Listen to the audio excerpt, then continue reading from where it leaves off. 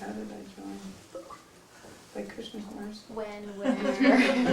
I started coming to the temple in 1968 in Buffalo. Actually, it wasn't a temple, it was the Rupanuga Prabhu had a Bhagavad Gita class in the evening at SUNY Buffalo. And I didn't go to it, but my friends went to it. And I was in a theater class at the time. And In a what? theater. Oh. I was in a theater class at the time, but some of my friends went, and then Prabhupada came. There was a spiritual week at UB, and they had Timothy Leary, Baba Ram Das, the Hog Farm, and Srila Prabhupada. These four spiritualists came. I don't know if you know these people. Timothy Leary? Yeah. Everybody know? Mm-hmm. LSD? Mm-hmm. League for Spiritual Discovery. And Baba Ram Das, Baba Ram Das was an American who had gone to India and become some kind of a mescaline guru. And the hog farm, they were preparing their next births as hogs. And they looked like hogs. And they smelled like hogs too, actually. And they all presented something. I don't remember one single word they said, but they all presented for consecutive days, and Prabhupada was there. And he, I didn't really understand much of what Srila Prabhupada said, and because he had a very heavy Indian accent, but his countenance at the time was extremely different than everybody else. He was wearing saffron robes, and he just, compared to Timothy Leary, it's just like a totally different universe. And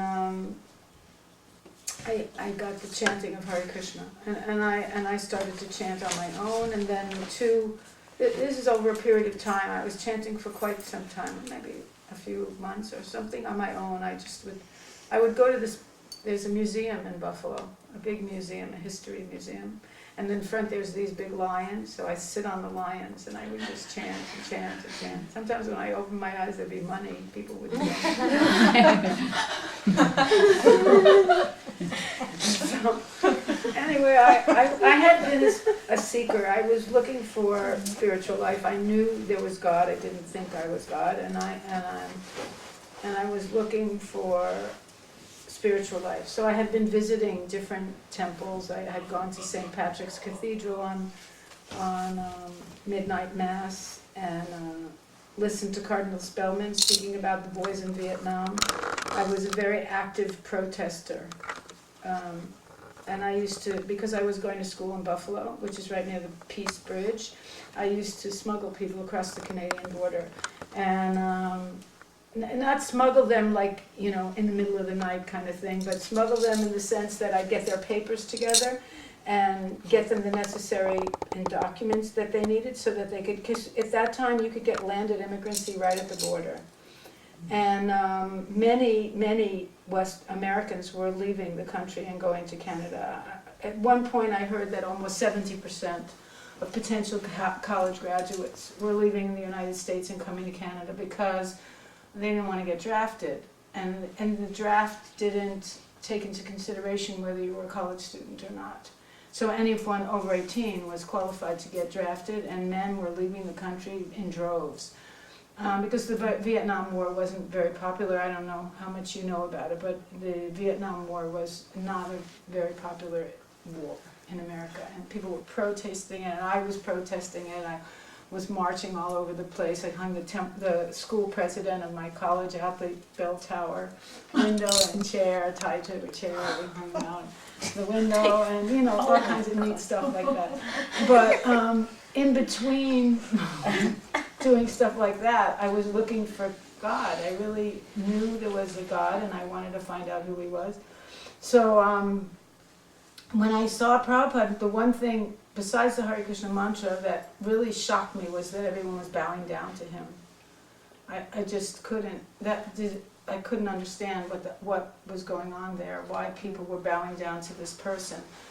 And so I was a little turned off by that whole thing, the bowing down thing. But I really liked the mantra, so I started to chant the mantra by myself. And I had two friends, twin brothers, later became Lokavarnatam and Muktakesh,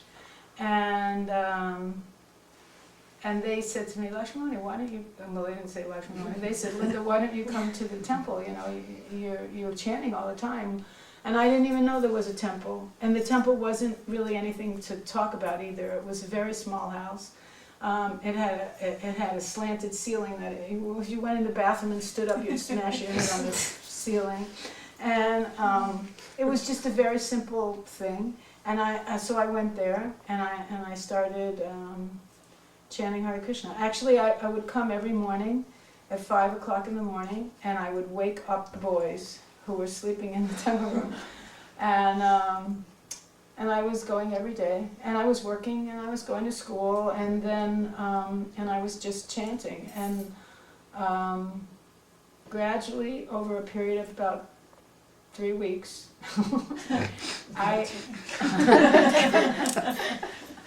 I just became a devotee. I mean, you know, I couldn't move in. There was no place for ladies to live, but I was coming every day, and I gradually was finding, like, I lived in a building with a couple of persons. One of them became Narottam, Bombay Narottam, and one of them became Satyanarayan.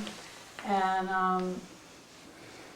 but I would pick up Narottam, who was then Lauren Fogel, and I would pick him up and we'd go to the temple, and I just never left. The prasadam was terrible. And it was very hot. There was one devotee named Kanapriya who was cooking, and he was a yogi of some sort. I remember coming into the temple, and he'd be standing on his head. And he had really long hair, and he'd be on his head with his feet up in the air. And I'm like, okay. And he was the cook. And as long as it was not in Brahmin underwear. Huh? As long as it was not in Brahmin underwear, you're okay. Pants. And he cooked really hot with these sharp things, and he would cook and you'd choke to death. He would make these fiery arrangements, and the whole place would just choke to death. And so I couldn't eat anything. I couldn't eat anything. It was so hot. At least I thought it was then. Now I probably wouldn't think it was so hot. But at that time I thought it was really hot. They were really worried about me. They thought that I was going to starve to death because I wouldn't, you know, I was living on grilled cheese sandwiches. But by July I got initiated, I got married, and that was an experience too, because when I got married I lived in our marriage ceremony was rather interesting because we wrote Srila Prabhupada and told him that we wanted to get married, or I wrote him and told him that I was getting married, and he said, well, if you want to get married, you come to, he wrote on the letter in his hand, if you want, you can come to LA and I'll perform the marriage ceremony. And then he wrote, I had the letter, and then he wrote, P.S. if you want to, if Rupanuga thinks that he can do the ceremony there, then he can do it there. I'll send him directions. So of course Rupanuga didn't want to fly me from Buffalo to LA, you know, me and Jagadish. So he said he would do the ceremony. So there were two couples. One was Induleka and Sachi Sutta, and one was myself and Jagadish. And we got roses donated too, but we got them donated in a slightly different way. We went out at night at like 1 o'clock in the morning. All dressed in black with garbage bags. There wasn't a rose left in Buffalo. They were beautiful roses. And we also had a whole room full of roses this thick laying on the floor, but we just came differently. We got so many flowers, but Rupanuga Prabhu didn't know what he was doing, and he was performing the wedding. It was in July of 1969. I got initiated by post. My mail, you know, I got my beads in the mail, and then Rupanuga was doing the fire sacrifice. It's just a funny thing that, you know, there's a part in the wedding ceremony that you tie your cloth, the man's cloth, with the woman's cloth. So now we've evolved to the point where the men wear a chadar and they tie it, and then, you know, but at that time we didn't do that. At that time we tied our clothes together, and we were told that they had to stay tied for 1 week. You stayed tied for 1 week? Well, on our honeymoon, which was right after the wedding, we went on Sankirtan. And Harinam, and we were tied together, and people couldn't go through. Yeah, so what happened was we were sitting, Induleka and her husband, Sachi was sitting, and then I was sitting with Jagadish. And so when they said to the guys, you know, tie your dhoti to her sari. So Sachi Sudha took the bottom of his dhoti and he tied it to the top part, like the part of Induleka's sari. And so then Rupanuga said, stand up and switch places. So we stood up and his dhoti was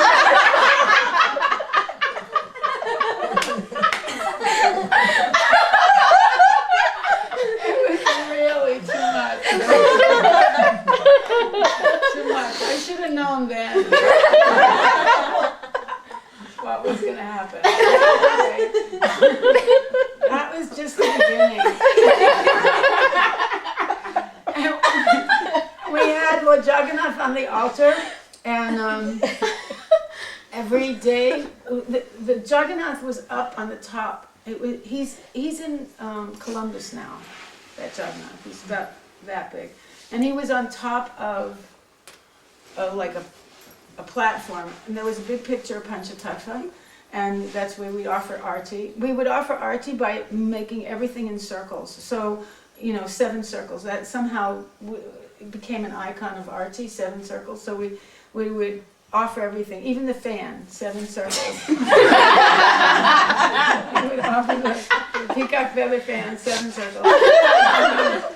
And we didn't have ghee lamps at that time. We didn't even know what a ghee wick was, so we'd offer votive candle.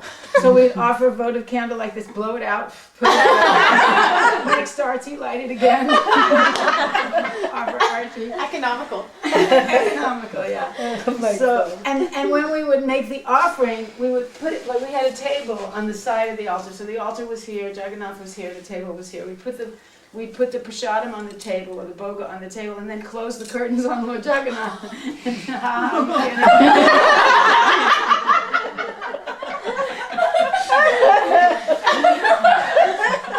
And then we'd say the prayer, and then we would just pass around the plate.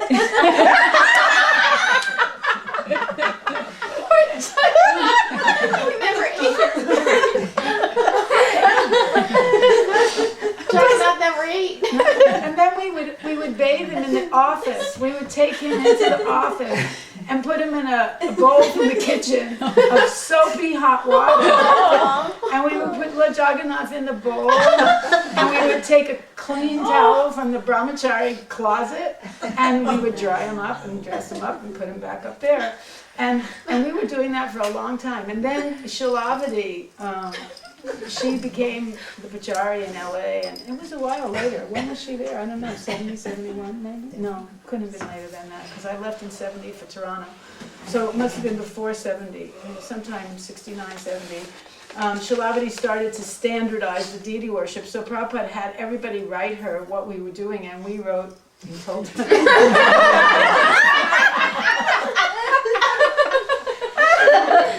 And amazingly enough, Prabhupada wrote us back, and he said, what you're doing is very nice, because we were bathing Lord Jagannath and dressing Lord Jagannath only on Ekadasis every 2 weeks.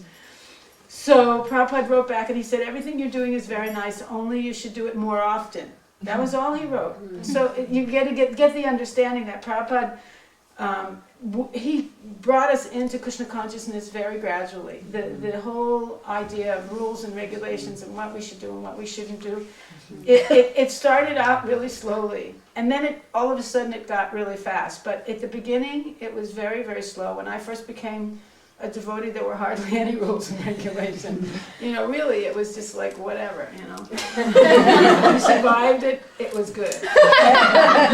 But the chanting, you know, the chanting for me was that when I got married, I didn't tell you, but after we had our wedding, our honeymoon consisted of going to Rupanuga's house, because he had a little room that we were going to live in, because there was no place for women to live in the temple. So we were going to live in his house, which is an apartment. It wasn't in a house, it was above a store.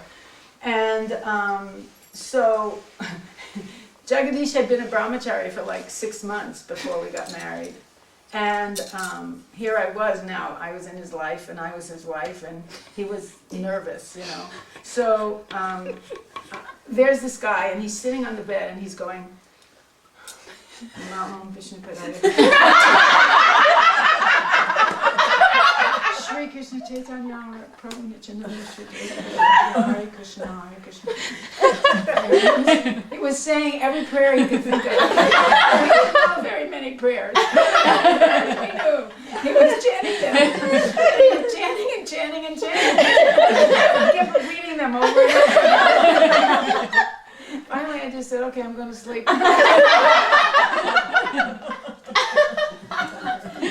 It was really funny. And then I came downstairs.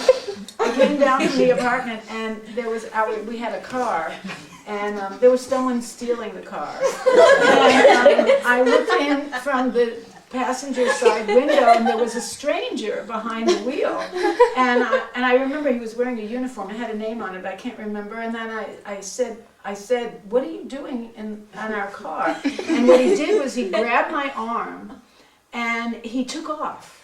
So I was like hanging out the window, and he was driving, and I was screaming, and he went around the corner, and then he stopped the car, he let go of me, I fell on the floor, and he ran away. So the car was around the corner, and I was on the floor, and the devotees, I hurt my leg, they carried me for like a few days. They would make this thing like this, and they'd carry me up the stairs and carry me down the stairs, and they were calling me Laxmimoni, the demon killer. I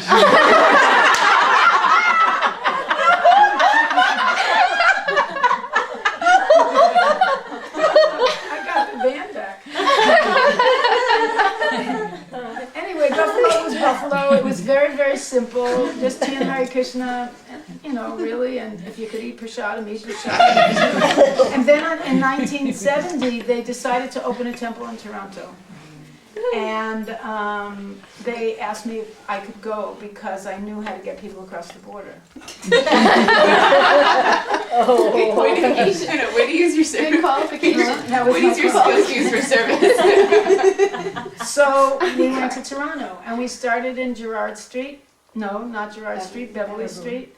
And we had a little house on Beverly Street. And again, we were doing weird things to Lord Jagannath. Can you tell us? I don't remember so clearly. I remember two things. One, we had a table with Jagannath on it, and I can picture the temple room in my mind's eye.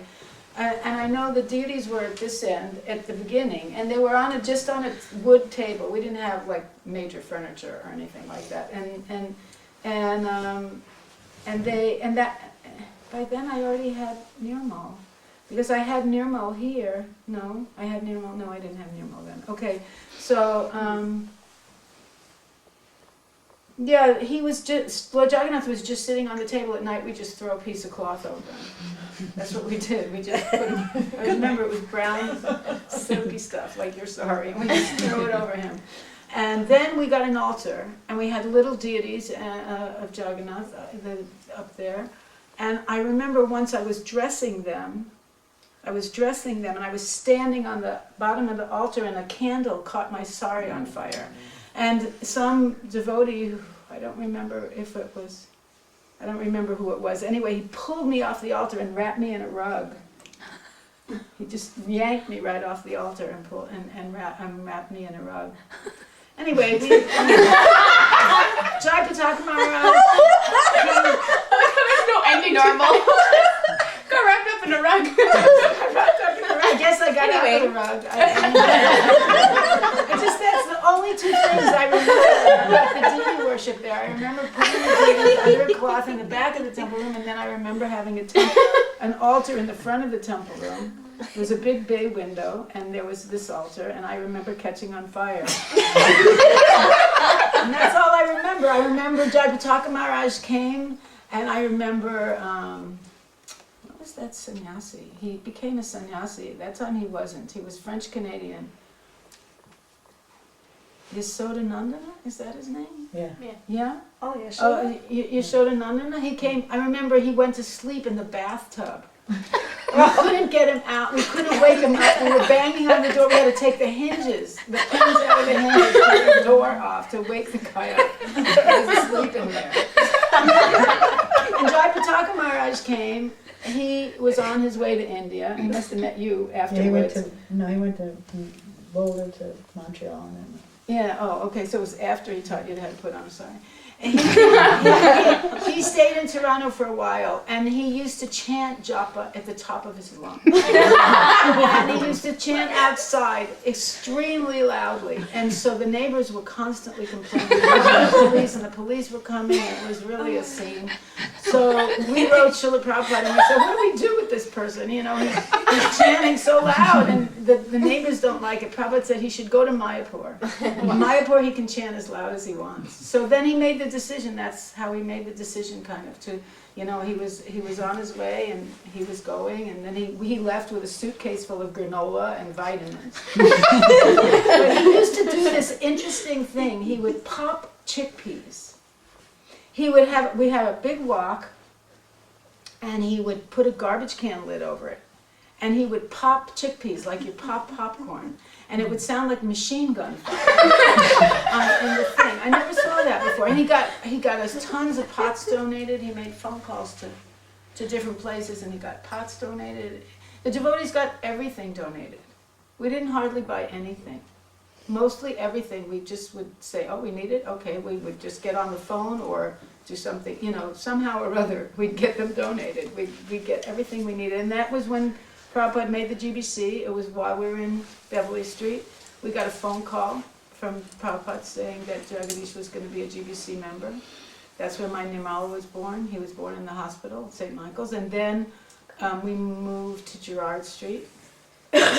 My memory is very unclear, actually, and I remember I was telling them this morning about Gerrard Street. When we moved there, it was like a derelict housing. People were renting rooms. And then we took over that building. That's where Radha Gopinath were installed. I have some pictures of Radha Gopinath when they were installed. Pretty interesting. The first time I met Srila Prabhupada, well, after that I saw him in Buffalo, was I went to LA, and I think it was between... Actually, I left out something, because I didn't go from Buffalo to Toronto. I went from Buffalo to Detroit, and then to Toronto. So I was in Detroit for 1 year, and I went to Detroit. I was in Detroit for a year, and then from Detroit we were sent to Buffalo. So by then, yeah, I was in Detroit for a year. We helped to start the Detroit Temple. We lived on Forster Avenue at first. Actually, a very interesting thing. We had a billboard in our front lawn in the Foster Street Temple, and they had painted. We had hired professional painters to paint Gaur Nitai. We wrote Chant Hare Krishna and Be Happy, and we had Gaur Nitai dancing. The only trouble was he painted them with breasts. He made them women. So then we had to fix it. But somehow Prabhupada found out that he had made them as women, then we had to change it. And then Prabhupada wrote us, and he said that we shouldn't have Gaur Nitai out in the weather. He didn't like the painting. We do that so much now, though, that we put pictures of Gaur Nitai outside. But Prabhupada didn't want us to do that. He told us not to do it. And yeah, so anyway, we were in Buffalo, Detroit for a year, and then we went to Toronto. So that makes sense, because then I gave birth to Nirmal, and then, but before I did that, I went to LA. So I was in LA in the late 70s, or the early 70s, excuse me. And that was, I was carrying a letter from a devotee who later became Damaraj. Does anyone know Damaraj? The tall, skinny one? He That lives was in in Montreal? Vancouver now. I don't think he ever lived in Vancouver, in Montreal. Maybe he did. Anyway, he wanted to get initiated, but he was a draft dodger, and he couldn't go back into America because he had left America illegally. And so he had sent a letter with us to give to Prabhupada for getting initiated. And so we went to LA. It was my first time really seeing Srila Prabhupada as a devotee. And we were waiting outside Prabhupada's quarters. Jagadish and I were freezing. It was really cold, and Prabhupada came downstairs, and the first thing he said to us is, "Are you warm enough?" And we both said, "Yes," but we weren't. and then we went up, and this is the last thing I'm going to say right now, is that we were in Prabhupada's quarters, and Prabhupada did arti. We were sitting there, and Prabhupada was doing arti to his little deities. So someone was doing the arti, and he was just playing kartals and singing as the arti was being done. And then when it was over, Jagadish handed him the letter. So Prabhupada read the letter, and he asked Jagadish if he knew how to do the initiation ceremony. And Jagadish said no. And so then he instructed someone to give him the directions, and he said to Jagadish, he said, just like, because I was pregnant with Nirmal, that's how I know it was before July 1974, and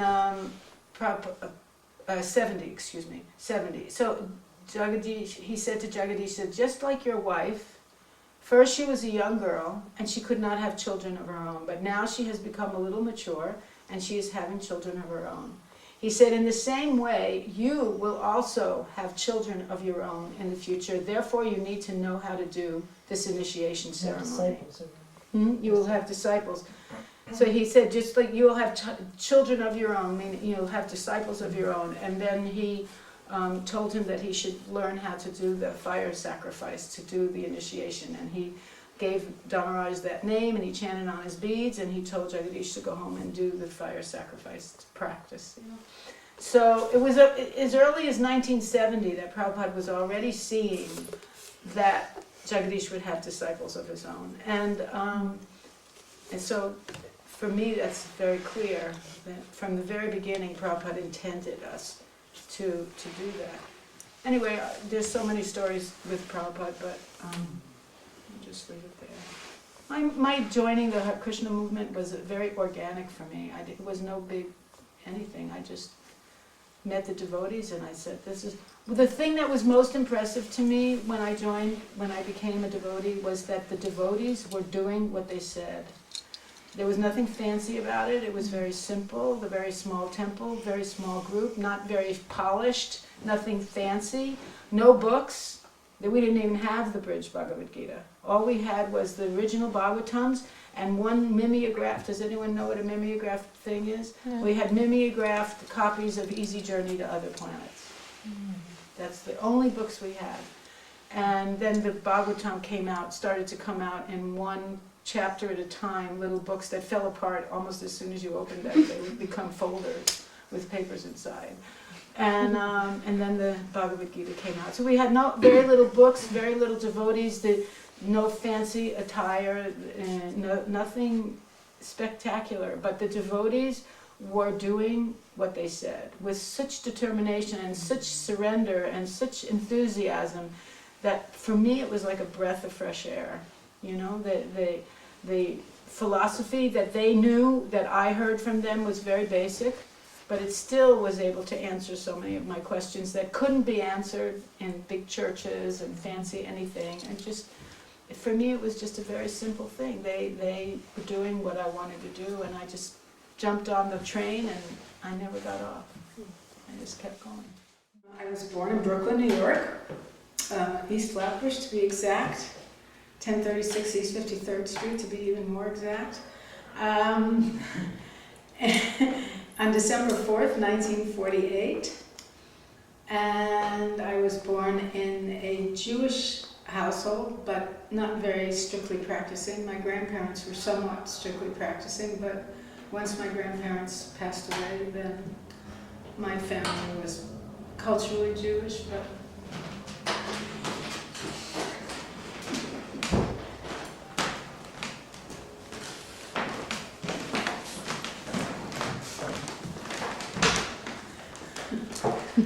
not very Jewish. And since it's funny because, you know, I married a non-Jewish person in Krishna consciousness, and then my sister married a Catholic person.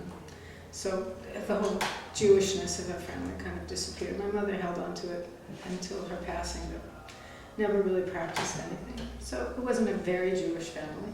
But somehow there was some spirituality in there because I was always convinced that there was God. I never questioned the existence of God. And then rather than consider that there was or there wasn't a God, I was more looking for where he was than if he was.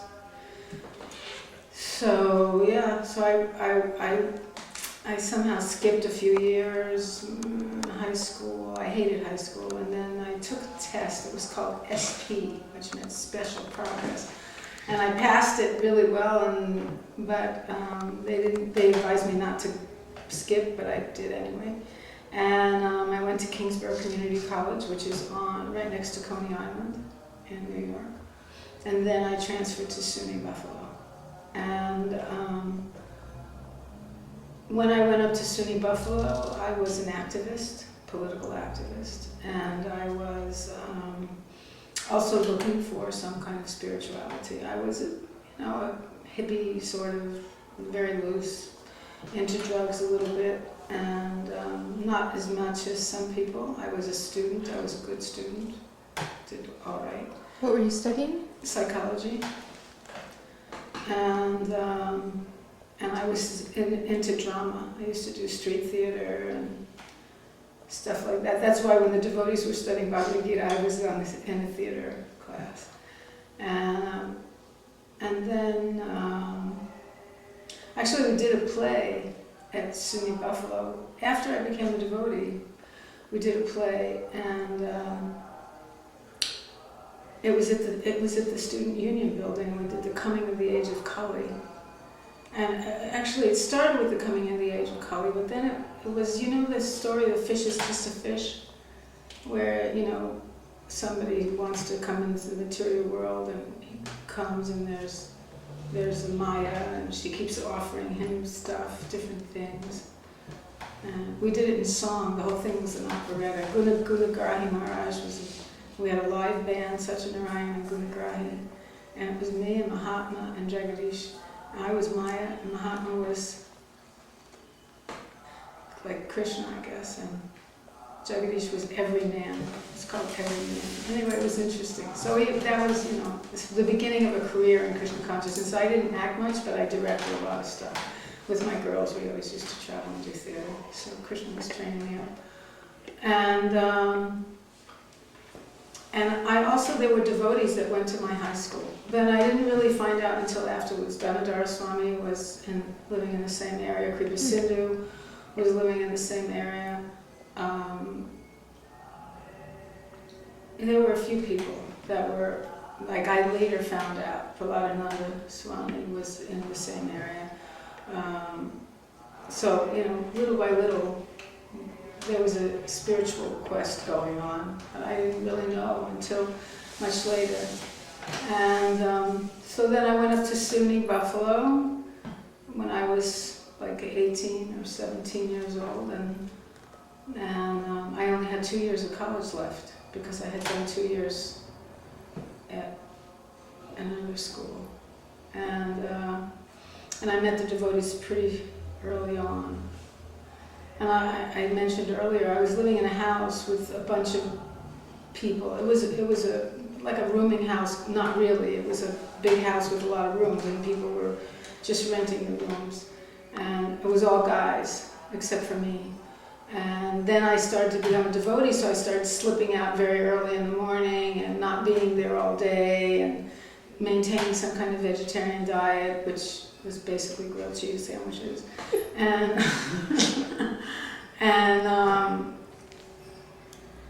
And then they started, kind of getting in, asking questions. I had a job. I had a funny job. I was working in a laboratory doing radioactive tracers through the blood of people. And we had a machine that would spin the blood, and every 15 minutes or 10 minutes or whatever, we'd take blood samples from various parts of the body to trace this. So you would get $60 for participating in the study. So there were a lot of devotees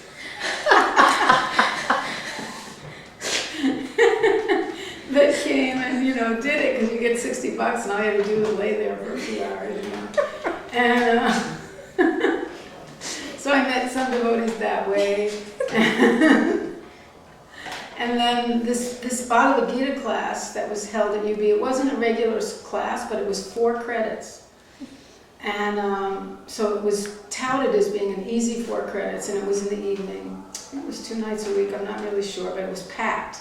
There was so many people, and Rupanuga taught it, and Bhagavan, who was then Bill Ehrlichman, and a couple of other people were going and really getting into it, and they were telling me about it. And that's, I was kind of hearing about it, but I was in this theater class, so I wasn't going to it. But it was very popular. So I was hearing about it, and I was searching spiritually. I was looking into different religions. I was also, socially active and all kinds of things. But then, like I said, Prabhupada came to Buffalo, and I became involved in the chanting. I really took up the chanting. That was really what I got out of Krishna. I didn't know much else. There weren't books really, except for the Bhagavatams, and they were printed in India. They weren't written so great, and they were kind of hard to understand. So I wasn't really reading much, but I was chanting a lot. I really liked the chanting. And then Lokavarnatam and Larry and Roan, their names were. Larry and Roan, you should interview Lokavarnatam. I don't know if he came up to Toronto, actually. He was mostly in Buffalo. But he's the one who brought me from the lions in front of the museum to the temple. They were into Baha'i, they were practicing Baha'i. And then they started chanting, and they were both kind of, involved in intoxication and stuff. And they got involved in Krishna consciousness. They cleaned up their lives a lot. And so it was an interesting watching them and then hearing from them wanting to come to the temple. I didn't really even know there was a temple, but I came to the temple in Buffalo. So that was in Buffalo in '69. I took initiation in July. I just found my initiation letter, actually. It was like July 10th, I think, in 1969 that I actually got initiated. I had been around for about 3 or 4 months before then. And, seriously practicing Krishna consciousness. And so I got kind of initiated, married, or permission for initiation and marriage at all the same time. And I got my initiation letter, and Prabhupada chanted on my beads, and then he said we could get married. Actually, somebody else had asked to marry me, and I didn't want to marry that person. So Krishna Bhamini, who was the wife of Bhagavan, she kind of got in there and arranged this other thing. So, and the wedding was a very interesting wedding, I told you. It was, the whole thing was interesting. We were new, we didn't know what we were doing. And we were trying really hard to, be Krishna conscious, whatever that meant. And we just did whatever we had to do in order to be Krishna conscious. And sometimes that was a little funny, because we didn't really know what we were doing, how we worshiped deity, anything. It was very foreign, very foreign, but really exciting. And so then, I became, I got married, and I was living down the block in Rupanuga's apartment. And what happened was Bill Ehrlichman, who became Bhagavan Das, he and his wife, he was accepted into Wayne State University in Detroit and med school. So he went to go there. But he said he couldn't run the temple and go to school at the same time. So he asked Jagadish and I to come there and help him. So we went to Detroit. And 3 days after he started school, he quit. And his father came and took back his car and everything because, he didn't want him to quit. But anyway, we were gung-ho, and so we ran the temple there for a year and did a lot of stuff in there, and then they decided to open Toronto. And they asked me to be involved because I had some experience with the border officials. That's good enough for a public interview. And make it sound so intriguing. And we had actually my husband and I came across the border, and we got landed right at the border. And what happened was we had a very favorable interview. I was wearing a sari. I remember the sari I was wearing. I was wearing a tussar silk sari with a blue elephant border, and Jagadish was dressed as a devotee, and we had an interview. It was very favorable, very nice, and they, did everything. And just as we were leaving, we gave them a back to Godhead at the Canadian border. We gave them a back to Godhead. So they looked at the back to Godhead, and then all of a sudden, they stopped us. We were driving on the road, and they came and stopped us on the road and had us go back. And we found out later that it was because it was a particular BTG. It had a red cover with puppets of Radha and Krishna on the front cover. And inside there was an article about Allen Ginsberg. And, kind of expressing that he was like a friend of our movement or whatever. But Allen Ginsberg had a reputation for being very outspoken about his use of drugs and he was very involved in the counterculture, the hippie culture. And so when they saw that, they thought, maybe they're into drugs too. So then they kind of changed their mind almost. They had us go for a medical examination. We had to prove that we weren't into drugs, but we got through it ultimately. But it was interesting how that magazine switched their mood. So we wrote Srila Prabhupada and we said, Prabhupada, this happened. We gave them BTG and, their attitude changed. And Prabhupada said, by associating with fifth class men, people will think we are fifth class. And so he told us not to put it in our publications anymore, that we had these affiliations. Although Prabhupada was very friendly to Allen Ginsberg and chanted with him in San Francisco on the stage, he didn't want it in our internal, in our in-house stuff. So we got into Toronto and we went to, we rented a house on Beverly Road. It was a very small temple, and I had a baby almost immediately after I got there. We were living in a refurbished garage that was attached to the house, and I had a baby there. I remember Nirmal was there, and he would sit on the kitchen table in a little chair thing while I was cooking and doing everything. He was always bouncing, he was just there all the time. And so we stayed there for a while, and that starts with my family and gets me to my other family. Okay, so that... Nirmal was born on July 6, 1970, so that's 1 year, pretty much. From July when I got initiated to July when Nirmal was born. It was about 1 year, and I had already been to 3 temples. Holy cow. So earlier you got into sort of how things were a little bit on Beverly Street when you moved to Gerrard Street. Mm-hmm. And I don't think we touched on here on Avenue Road so much. I wasn't here in Avenue Road so much. I came back here after moving to Avenue Road. I had already gone away. In 1974, I left Toronto. My husband became GBC for, he was GBC from Chicago to Dallas, and education was his portfolio. So we started traveling down the Midwest from Chicago. And before he was GBC, when we were in Beverly Street, Prabhupada formed the GBC. And Jagadish was GBC for Canada. And I'm not sure if he stayed GBC for Canada and got the Midwest also. I don't remember quite clearly. But so I know that we were traveling. We were living in a mobile home that drove. It was like a camper kind of thing. And we stopped in Chicago.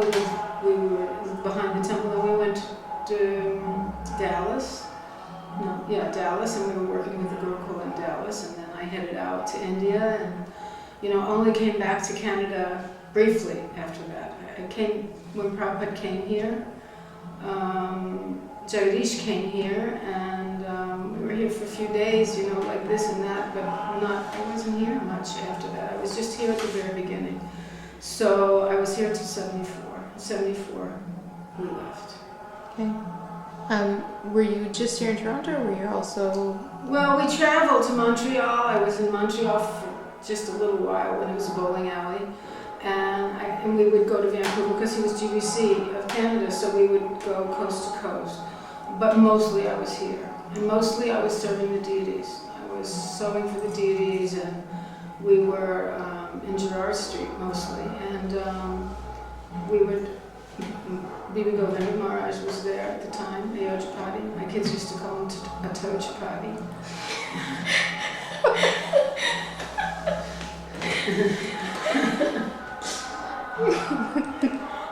He told them they could still call him that if they wanted.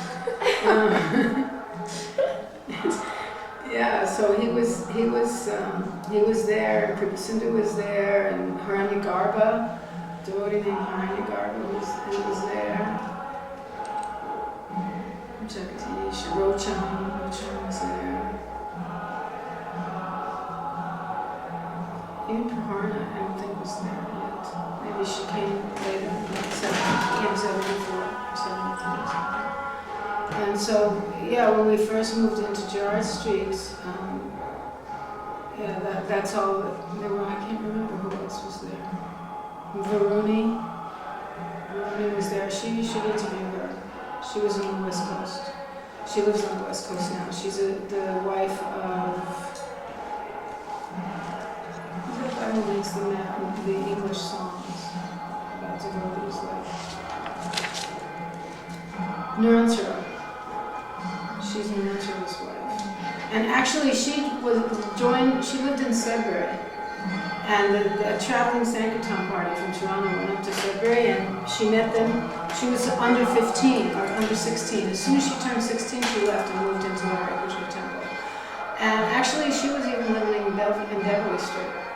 She used to watch Nirmal all the time.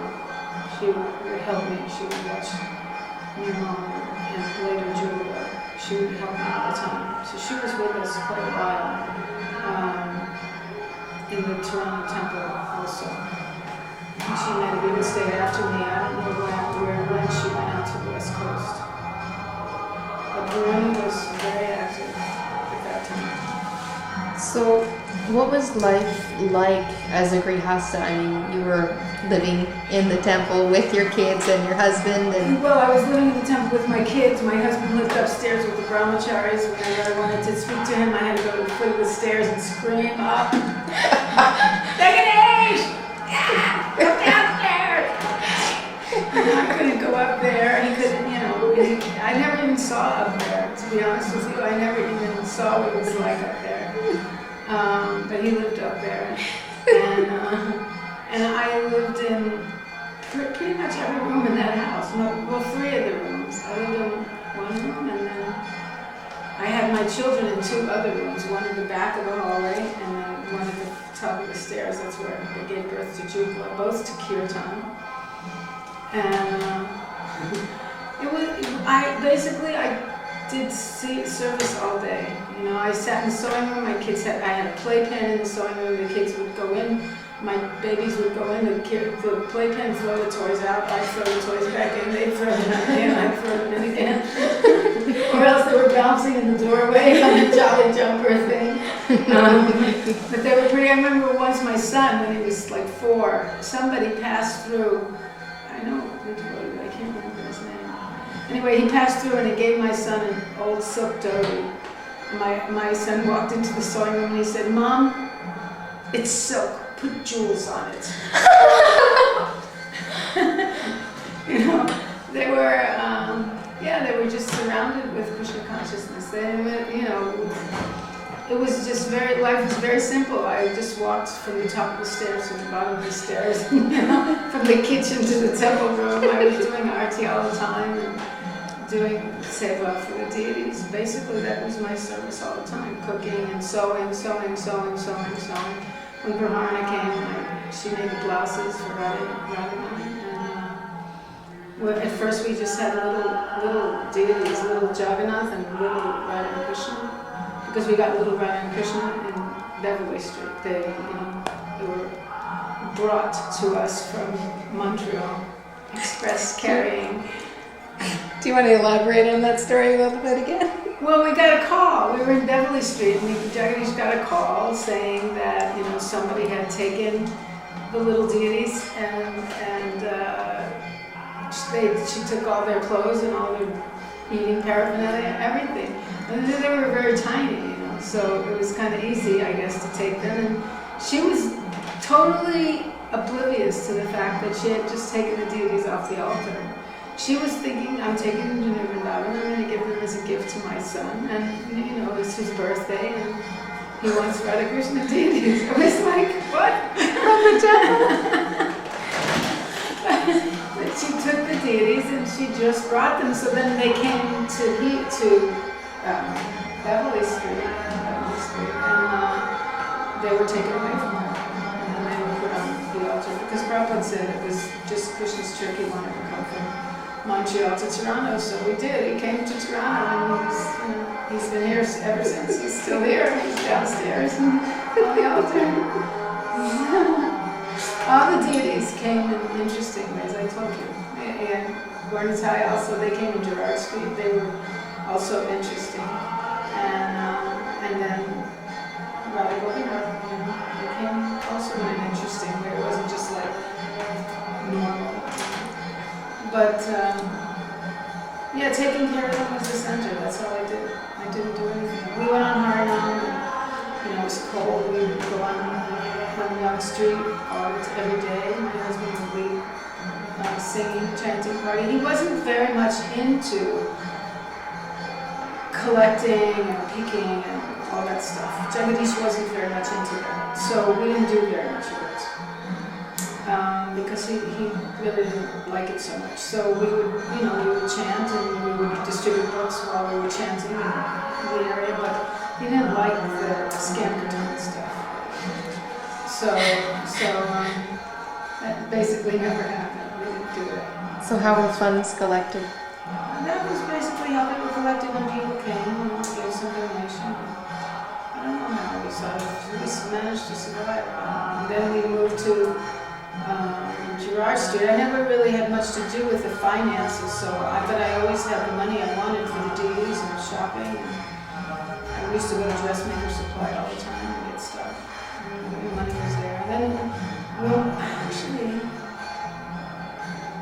it was from here, I'm pretty sure. We should check with Subhuti, because the first time I went to India was 1974, so I was still here in 74. I must have left late in 74. Because I went to India in January in 74. I remember. I think I moved here in 75, if I remember correctly. Do you know that?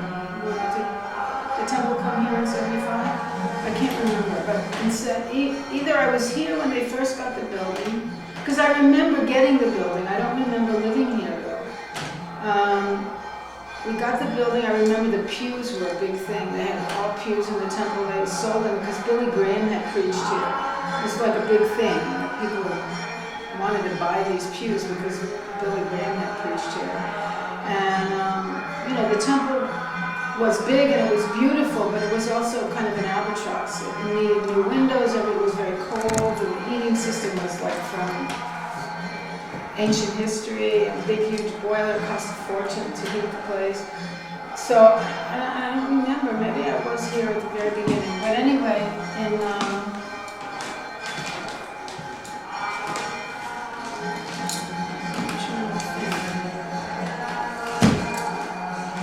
Just gonna move this closer because of the sound. Anyway, in 74, I was asked to go to India to get stuff for Radha-Krsna. So they were installed in Gerrard Street, and I was sewing for them and stuff, and they needed things. So we had made an arrangement for me to go to India. I went with a devotee named Bhajapriya. We can't interview anyone because she's left her body now.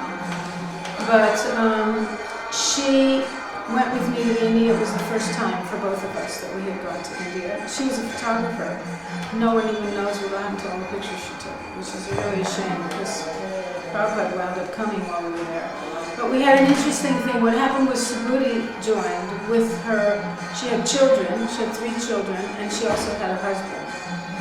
And her husband suggested that we give them $1,500 here, and then we could pick up the money in rupees in India. And her family we would find her family. They gave us the address, and then we would go to her family's house, and they would give us the rupees, and they would send them the money. So Bhajapriya and I went to India, and her family lived in Old Delhi. So we went to Old Delhi, and daily, pretty much, we were getting in touch with her parents. Did the money come? Did the money come? We were waiting for a long time. And I remember we spent New Year's Eve in Bury Place in England on the way to India. And it was very cold. And I remember that it was January because we had asked the Indian people here, what should we wear because it's cold there? You know, is it cold? No, it's not cold. You need to use chudder. It was freezing. And Bajra got chilblains in her feet. And but anyway, that turned out to be a wonderful adventure because we saw Prabhupada. Prabhupada came while we were there. But at the same time, the money was stolen. Subhudi's husband left and he took the money with him. He ran away. And that was the last time she saw him. You know? He just disappeared. So she raised her children by herself. And she's still here. But yeah, so I went, that was 1974 that I went, and then I must have come back. So it's really close. I remember, I think we started buying the Toronto temple, this temple, but I'm not sure that I ever lived here then. I did live here though, because you know where I used to live? With Praharna. Yeah, I guess I did live here. Because we had the sewing room in the back, behind the restaurant, and I used to sew there all the time. And then we lived in the book room. What's now the book room? That long tunnel in there. We lived in there. 4 of us lived in there. Women lived in there. We lived in that room. We did. I remember looking at the pipes on the ceiling. Yeah, we lived in that room. And you know, of course, everything wasn't quite in place like it is now. Everything was a work in progress. So I remember all the tea locks, the little tea locks on the floor in the temple room from when they took off the pews. There were all these little tea locks all over the place. And Kamsa Hunter did that, you know, in the front of the altar, plaster. He started doing that. And Shri Bhuvaneshwar did the paintings along the end of the balcony. And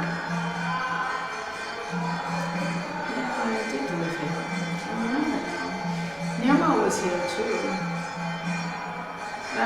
What I can't remember is whether I came back. I must have left and then come back. Because I did stay here for a while. I did stay here for a while. And I remember Prabhupada came to New Vrindavan and then he asked for somebody to volunteer to be GBC of India, and Jagadish volunteered, and I flipped. Because I was pregnant with Nitai, and I just got in a car and drove to New Vrindavan, went up to Prabhupada's room. And I was crying, and I was so upset. Because India, no one knew India then. People went to India to get sick, and you know, and I didn't know anything. And Prabhupada said to Jagadish, yeah, she's right. And she should, you have to get her a nice place in Bombay. And she needs a nice apartment. Then when I left, Prabhupada said, see, the power of a woman is in her tears. By crying, she will get what she wants. Anyway, yeah, I did live here. I did live here for a while. About a year, probably, I lived here. And I had my son. My son was here in this building. My daughters too. But actually, when I went to India, I left Jubala here. And I left all 3 of them here when I first went. I left all 3 of them here. And Nirmal came. Prabhupada asked me to have him come, so he came with his father, and the other 2 were here under the care of one of the devotees here. It's very foggy in my mind. I can't really. I can remember glimpses of being here, and I can remember staying in the book room with Praharna, and I remember the sewing room, the Pujari area was different. It wasn't the same as it is now. We didn't have that stairway, I don't think, going down to the kitchen. It was different. But it's very foggy in my mind. I can't remember it very well. What was it like living with all these other women in such close quarters? It was very interesting. I never have any negative thoughts about any of it. You know, it's not like I joke about it with people, but I don't really have any negative feelings about any of it. You know, it was all an adventure. It was It was exciting. I remember when I gave birth to my children in the temple. I gave birth to Jugala and Nitai in the temple. Nitai was my last daughter, and I was in the temple room making garlands at 9 o'clock at night. I went upstairs, I gave birth at 10:15. And all the women were in there chanting. Purnamasi said she was right behind me. I remember one woman, Vrinda, was feeding me red raspberry tea by the ton for a month before. And there was a doctor, YTC, who was a Chinese fellow, and he was supposed to, he had delivered Jugala and he was supposed to deliver Nitai, but he barely got there. And it was very painless delivery. My whole labor was 15-20 minutes and it was over. And there was Nitai, and then the next morning I went and woke up the deities.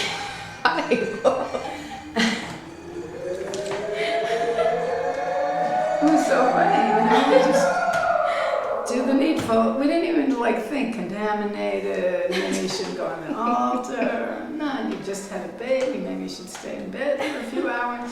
It was nothing, it was just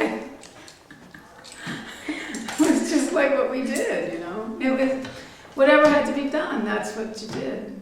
It was just the way of life. And I don't have any negative thoughts about any of it. Nothing. No, no, if I had it to do over, I'd do it again, differently, nothing. I don't remember any feelings of animosity. I remember feeling anxiety when I heard Jagadish was going to go to India. I didn't feel too good about that. But as far as the living situation and what we were doing, I didn't have much problem with any of it. I was just busy sewing and taking care of the deities all day. That's what I did. Cooking. Going on a little Sankirtan. I was a mom, I had 3 children. 2 children and 1 children from the very beginning. Nirmal was born in St. Michael's. But we were a family, it was a very family atmosphere. Jagadish was kind of like the patriarch and I was the matriarch, and I guess I was kind of a taskmaster. But I was in charge and I had to get things done and trying to organize. We were a really ragtag army. We didn't know what we were doing and we were trying to do the best. And then we had Radha-Krishna, Radha-Gopinath there. When Radha-Gopinath were first installed, I think I mentioned earlier, we just dressed them once a week for the first 7 weeks. So every week we had to make an outfit. So we would, get the cloth and we would sew and try to make an outfit for the week. And then when we had 7 outfits, then we started dressing them every day. And many times I had to dress 3 sets of deities and then 4 sets of deities when we got Gaur Nitai. 4 sets of deities, you'd go in to just boom, boom, boom, fast, fast, fast, You didn't have any time to, it's just what we did. How long would it take? It couldn't take more than an hour. We only had an hour and 15 minutes max. Now I find, I dress Radhesham down in Florida, and I find that if I dress 1 deity, it'll take me an hour and 15 minutes. If I dress 2 deities, it'll take me an hour and 15 minutes. I dress 3 deities, it'll take me an hour and 15 minutes. It's just whatever, you think, oh, she's going to help me, oh, now I have a lot of time. But you don't. No matter how much time you have, you fill that time. Just, putting on Radharani's tika can take you 10 hours. With Radharani here, Srimati Radharani here, she used to hit me on the head all the time.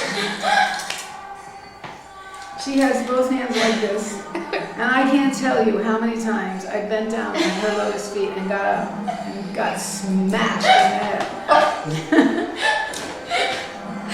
You'd think you'd get it after a while, you'd move out of the way, but no, I just kept getting hit on the head. She would whack me on the head all the time. She did. She hit me on the head so often. It was ridiculous. But she must have been trying to tell me something. One thing is, at the beginning, and I don't know where any of it is now, but we were buying the deities real jewelry. We were having jewelry made for them. So we got brooches made with real amethysts and gold. We got nose rings. I remember Radharani had a big nose ring with pearls in it. I don't know if she still has it now. I had one, and I wore one, and she wore one. So I had a big nose ring like this with a chain.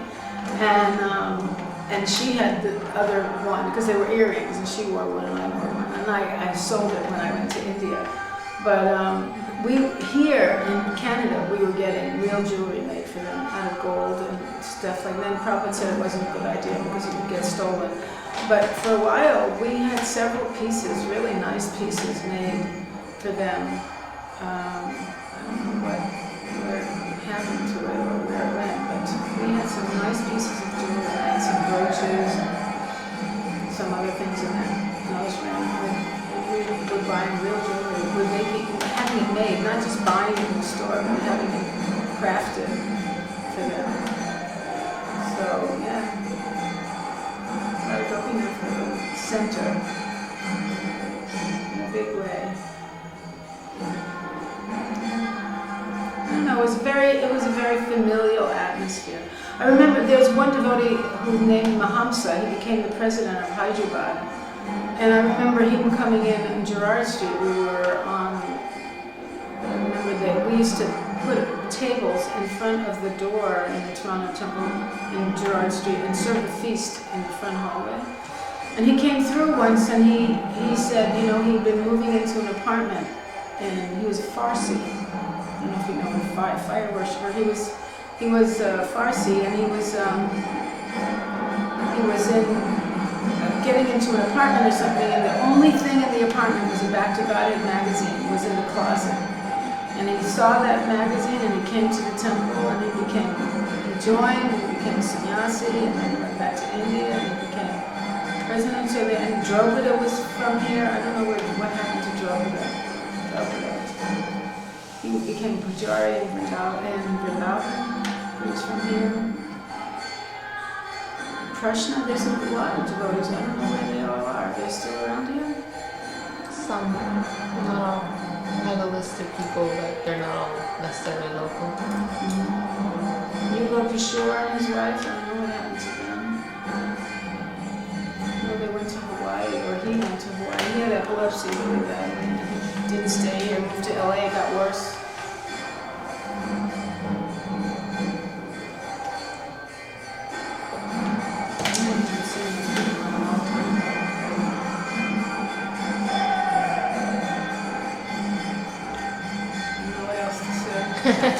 Prabhupada, maybe Praharna told you the story of Prabhupada with the bell when he was here. When he came that one time. And you know how big the temple room is and the altar is quite far away. But Prabhupada made a comment about the bell, but he said the bell they're using is too small. And they should get a bigger bell. So they only got this bell with 4 bells. This bell. Because he couldn't hear it.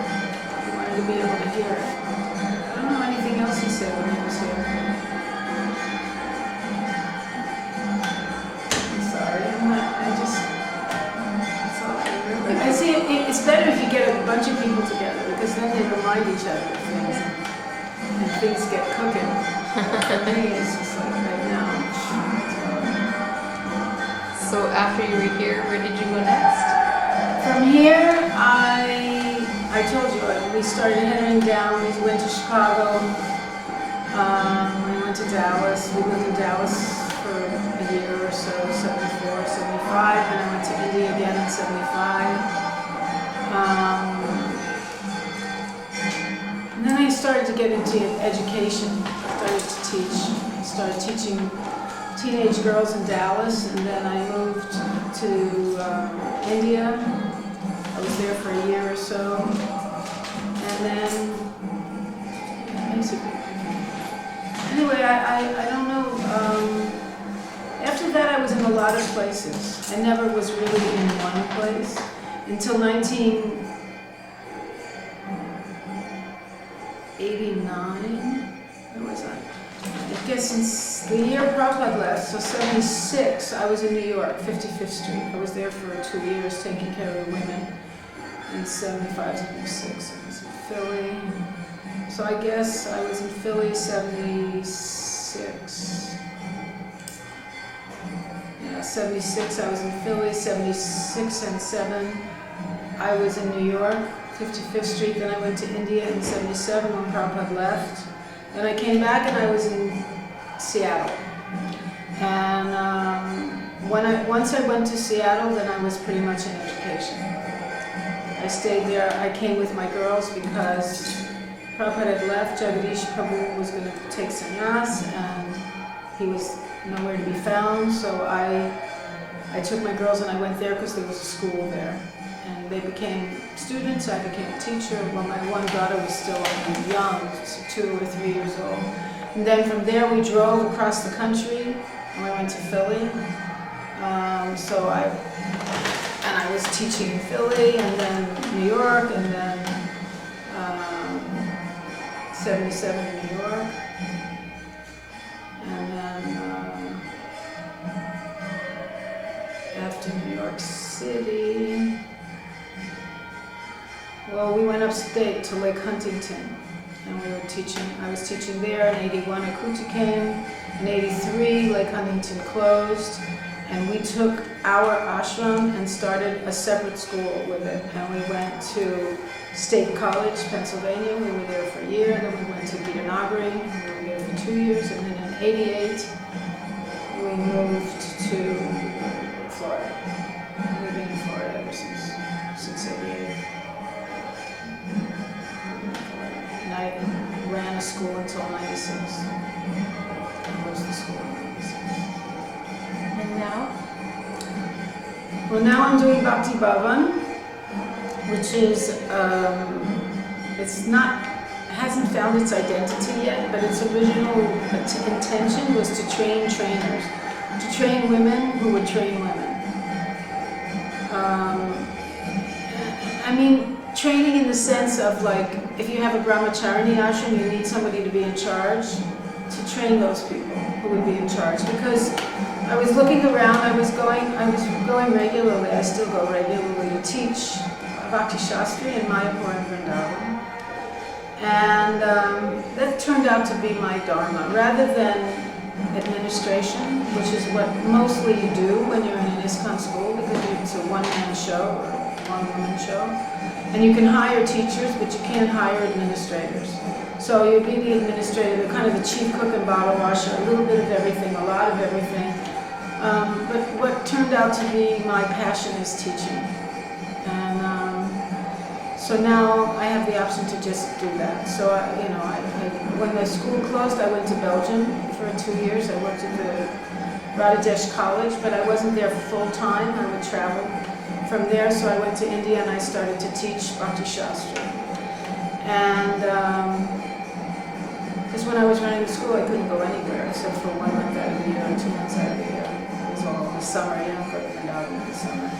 So then I started teaching Bhakti Shastri. I started meeting so many wonderful women, really nice women, and even in Radha-Desh, meeting really nice women who didn't know where to go, who didn't know what to do with themselves. They were in Radha-Desh for 3 years, or they were in Radha-Desh and Mayapur for 3 months, but they were there because they didn't know where else to be, not because they wanted a degree in Vaishnava theology, because that 50 cents will get you pretty much nowhere these days. So they were there because it was a safe place. There was a women's ashram there. They could live there. It was a nice atmosphere, and all they had to do really was study. So they studied. But I was meeting these women, and I was asking them, "What are you going to do with yourself?" And they didn't have any options. And my life was so deity worship, the temple, living in the temple, being part of the temple was my whole life. So when these women didn't have any place to go, there were no women's ashrams. Even in Radha-Desh there was a women's ashram, but mostly it was a college. So there were very few women who lived in the ashram just because they lived in the ashram.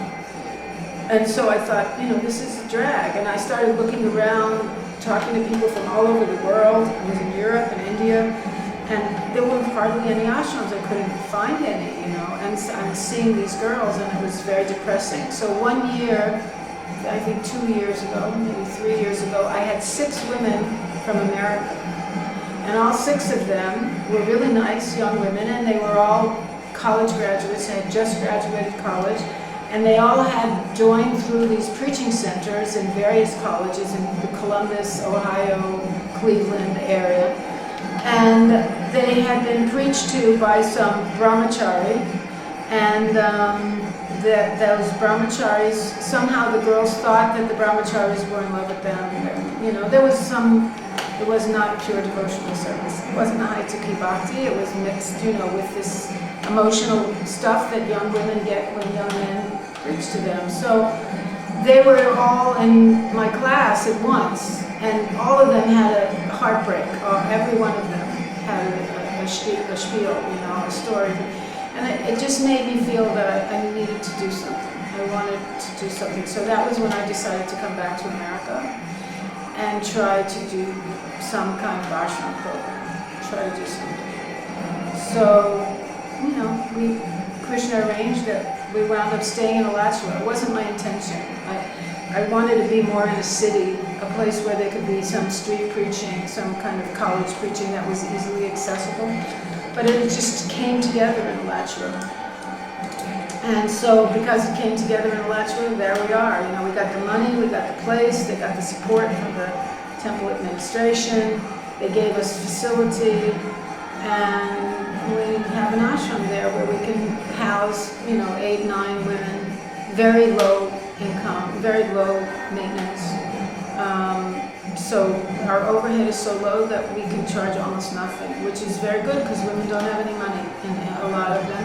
And they, even if they want to come to a retreat, they can't afford to pay $10,000, you know, $2,000 for 6 months or whatever to live. So this way they can live for hardly a week. And you know, $200 for 3 weeks with room and board and everything is doable. So and long term it's even less, actually, not even more, it's less, because if they do temple service then they get reciprocation from the temple, so all their needs are provided right there, and it's very inexpensive. The only downside is that to preach you have to go far. You have to drive an hour and 15 minutes, and gas is not cheap. So that's a problem. But other than that, it's ideal. The deities are gorgeous, there's so much service to do, there's 6 Rath-yatras there a year, lots of senior devotees to share knowledge with, so it's a great place to grow up in Krishna consciousness. So we're there, and we're trying to find our niche right now. I'm very impatient, so if things don't happen, I get on a plane, you know. I have people asking me to come and give classes and seminars all over the place, so if things slow down, then I just get on a plane, which is not so good if you want to start a project, because Akuti, you know, she's really busy. She carves, she does a garden, she does all kinds of stuff, so she's really busy, and if I leave, then the whole program just goes into sleeper mode, you know, and then I have to come back and start advertising and this and that, and so we have to figure out how to keep it going, and so that there's something for us to do all the time. My original idea when I came back to America was just to try to travel in America and just preach in America and Canada, you know, the North America, because I felt like so many of my godbrothers who are from North America, they're now preaching in Russia and all over Europe, and the reason is because it's easier there. People are very receptive. I mean, the temple devotees are very receptive. They roll out the red carpet, literally sometimes.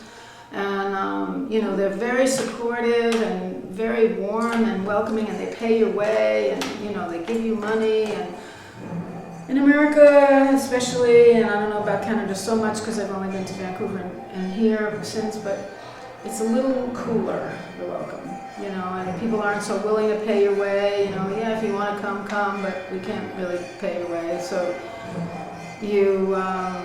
it's harder to travel in America. It's harder to preach in America, especially for women, but even for the men. That's why the boys, that's why my godbrothers are all over in Eastern Europe and Dubai and all those places, because it's easier for them to be heard and to be appreciated and to do what they have to do. And here it's like climbing up a rock mountain with the rocks on your back, you know. So I'm trying to see what's here.